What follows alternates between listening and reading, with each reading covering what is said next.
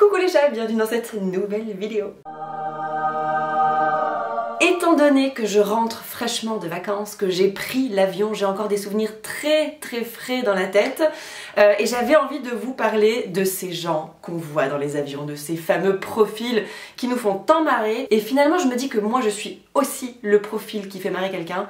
D'ailleurs je me demande bien qui je suis parmi tous ces gens. Mais bref, j'avais envie de faire une petite vidéo un peu à l'ancienne, comme lorsque j'ai lancé ma chaîne, où vraiment je prenais le temps d'écrire les vidéos, de scénariser, d'avoir un ton un petit peu plus humoristique et tout. C'était quelque chose qui me manquait, j'avais envie d'essayer, on verra ce que ça donne, peut-être que ce sera totalement ridicule, ou alors peut-être que ça vous fera marrer. En tout cas moi j'ai eu du plaisir à tourner cette petite vidéo. J'ai essayé de répertorier les profils, je vous ai sorti les plus intéressants, hein. On va pas s'attarder sur les petits profils, voilà, les gens, monsieur, madame, tout le monde qui font rien de particulier, mais il y en a franchement, ils te font des trucs, t'es là mais what? Tout d'abord, le premier profil que je connais très bien, alors c'est pas moi, mais c'est une amie très proche à moi qui est comme ça, c'est la personne monstre flippée dans les avions. Tu sais, celle qui a super peur de tout, peur qu'on s'écrase, peur des turbulences, peur qu'il y ait un problème technique. Cette personne-là, en général elle se bourre de cacheton. Après ça va un peu mieux, ou alors elle dort, elle est complètement assommée. Bah déjà j'aimerais pas trop être à la place de cette personne-là. Pour connaître quelqu'un qui est comme ça, je sais que c'est pas facile. Faut vraiment faire une monstre préparation psychologique avant de prendre l'avion, parce que c'est pas évident quoi. À la fois j'ai du respect pour ces gens-là, parce qu'ils continuent à prendre l'avion malgré le fait qu'ils soient complètement flippés, mais à la fois ils font des trucs, des fois t'es là... Ok. Elle se serre pas très bien ma ceinture. Mais j'ai tiré, oui. Ouais, ok. Il est là. Ok. Vous avez senti bouger? Ça a bougé là. Ça a bougé. Vous l'avez senti aussi? Ouais, ça a bougé. Ça a bougé, madame, l'avion. C'est normal? Des turbulences? D'accord. Ok. Il le sait, le pilote, que ça a bougé. Ok. Il y a la personne qui boit beaucoup. Mais vraiment beaucoup. Trop. Beaucoup trop. Et très souvent, en fait, la personne qui boit beaucoup trop, c'est la même personne qui est super flippée dans les avions. Des fois ça va de pair, pas toujours, hein. Il y a des gens qui boivent parce qu'ils aiment boire, mais il y a aussi des gens qui sont tellement flippés que pour oublier le côté flippette, ils picolent. Mais vraiment, c'est très drôle. Après, je n'ai jamais eu le cas dans un avion où quelqu'un était tellement saoul qu'il a manqué de respect à quelqu'un du personnel ou à quelqu'un dans l'avion. Ça ne m'est jamais arrivé. J'ai très souvent vu des gens beaucoup trop boire et s'endormir comme des masses après ça et ronfler très fort. L'avantage, c'est qu'il y a toujours une espèce de bruit sourd dans les avions qui fait que si quelqu'un ronfle, tu l'entends un peu moins. Tu l'entends, mais un petit peu moins. À l'opposé de la personne qui boit beaucoup trop dans l'avion, tu as la personne qui suit scrupuleusement tous les conseils que lui a donné son médecin, c'est-à-dire que toutes les heures cette personne va se lever, s'étirer, faire des allers-retours dans le couloir et boire beaucoup d'eau.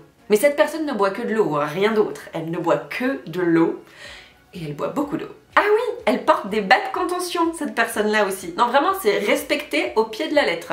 Elle te file un peu des complexes quand toi tu restes avachi dans ton siège pendant 9 heures sans te lever. À part pour la toilette. Mais enfin voilà, c'est un profil. Ah, et il m'est arrivé un truc justement la dernière fois quand j'étais dans l'avion. J'étais tranquillement posée sur mon siège, je m'apprêtais à commencer à manger. Et là, en fait, j'étais côté allée. Et le mec qui était juste à côté de moi, qui était côté allée aussi, mais de l'autre côté de l'allée, s'est levé et s'est mis à chercher quelque chose dans ses bagages. Et ça a duré des plombes. Et moi, j'ai littéralement mangé à côté de ses fesses pendant 5 bonnes minutes. C'est assez sympa, j'ai apprécié le tête-à-tête. Ah, et j'ai vu une nana, alors ça c'était surréaliste. Je crois que c'était la première fois que je voyais quelqu'un se donner autant dans ce qu'elle faisait. En fait, elle a vraiment vécu sa life normale, mais dans l'avion. Déjà, elle est arrivée, elle s'est posée, on a décollé. Une fois qu'on avait décollé, elle est partie se changer, elle s'est mise en pige, enfin elle s'est mise en training juicy. Cliché, so cliché, j'adore. Elle s'est reposée à son siège et elle s'est entièrement démaquillée, mais elle a sorti tout un tas de produits. Elle s'est démaquillée, elle a sorti des cotons et des cotons et des cotons. Elle s'est attachée les cheveux, mis le bandeau, tout. Ensuite, elle s'est posé un masque. Vous savez, les masques en tissu, là. Elle se l'est posé sur le visage, mais de manière hyper méticuleuse. Enfin, vraiment, c'était...